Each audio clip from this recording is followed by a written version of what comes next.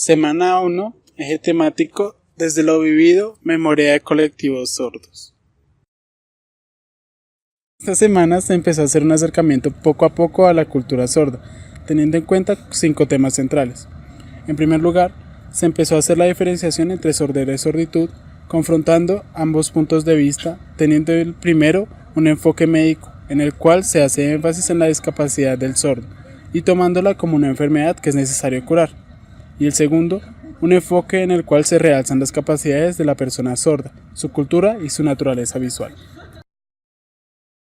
Luego de esto se hizo especial hincapié en cómo se ha ido desarrollando todo lo que engloba la educación de la comunidad sorda en Brasil, mencionando la formación de docentes, la organización en proyectos de investigación sobre lengua de señas, entre otros aspectos.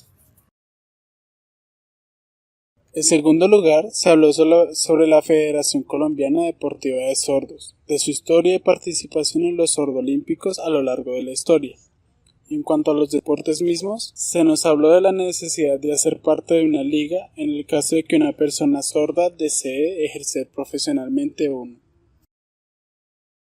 En tercer lugar, se avanzó un poco el tema de la educación para personas sordas. Específicamente, se habló de cómo a lo largo de la historia de esta educación en Colombia ha sido mayormente fortalecida la educación de tipo oralista, impulsando a las personas sordas no a utilizar señas, sino a acomodarse a la cultura de las personas oyentes. Y en cuanto a la educación bilingüe, se habló de cómo en este aspecto se ha ido avanzando poco a poco hasta llegar a incursionar en la educación superior, cambiando la limitación que se ponía anteriormente luego de la primaria, guiando a las personas sordas a la única opción de educación en trabajos manuales.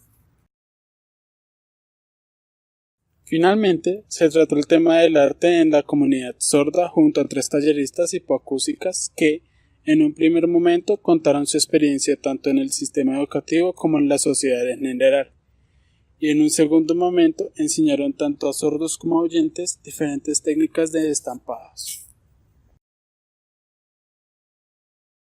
Semana 2. Eje temático, colonialidad, decolonialidad.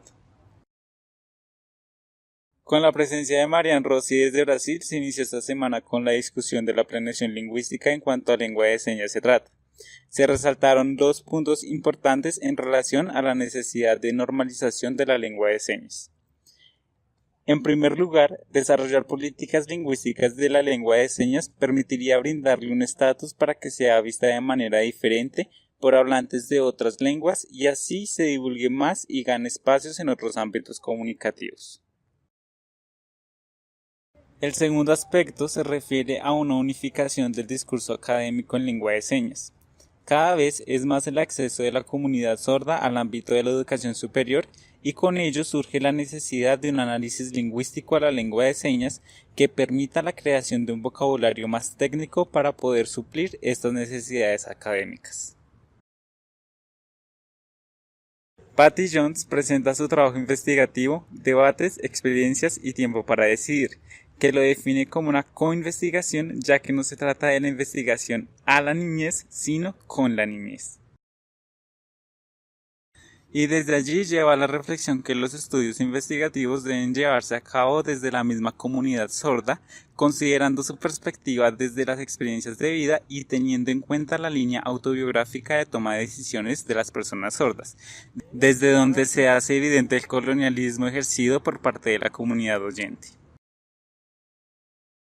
Habiendo hablado de esas actitudes de dominancia, era hora de hablar de decolonialidad, y para ello se contó con la participación de varias mujeres sordas que hablaron cómo se vive en una sociedad que impone cantidad de barreras en diferentes ámbitos, académico, laboral, familiar, tanto por el hecho de ser mujer como por el hecho de ser sordas, y cómo han sido capaces de luchar contra esas imposiciones y llegar a ser grandes ejemplos de vida.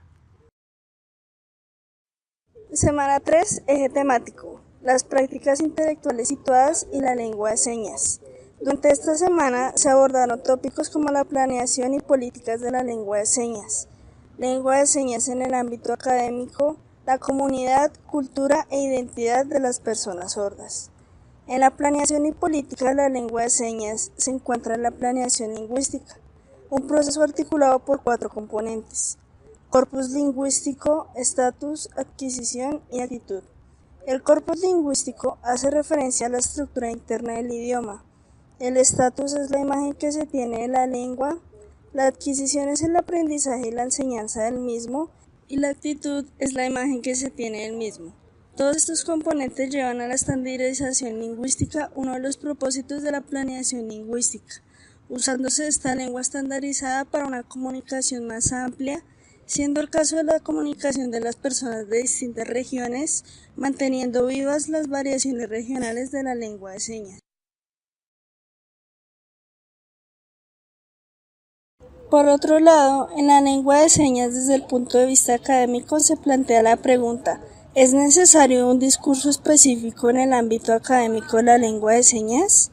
En algunos casos sí surge la necesidad, porque en distintas carreras hay palabras muy especializadas que no constan de una seña, y debido a la necesidad de su uso se crea una seña para la misma. Ya mencionaba uno de los aspectos fundamentales de la comunidad sorda, su primera lengua, la lengua de señas, y el uso de su cuerpo como principal medio de comunicación. Ampliaremos un poco más lo que hemos aprendido de su cultura a lo largo de este curso. En primer lugar, ha de hacerse la diferenciación entre una persona sorda y una persona con hipoacusia. Generalmente, estas últimas prefieren oralizar y hacer uso de los aparatos electrónicos. En cambio, las personas sordas prefieren la lengua de señas. La visión que se tenía de la comunidad sorda ha cambiado. Antes se tenía una visión clínica que puede generar barreras entre la comunidad sorda y oyente, pues no se enfocaban en su condición como persona, sino lo veían como una persona con discapacidad. Pero ahora se ven como sujetos políticos, participativos, que han conformado asociaciones para luchar por el reconocimiento lingüístico y cultural, y que gracias a estas luchas y logros que han tenido en el contexto colombiano, como el reconocimiento de su lengua, o en el 2012 que se reconoció a la cultura sorda como Patrimonio Cultural de Colombia, se ha formado su identidad como comunidad sorda.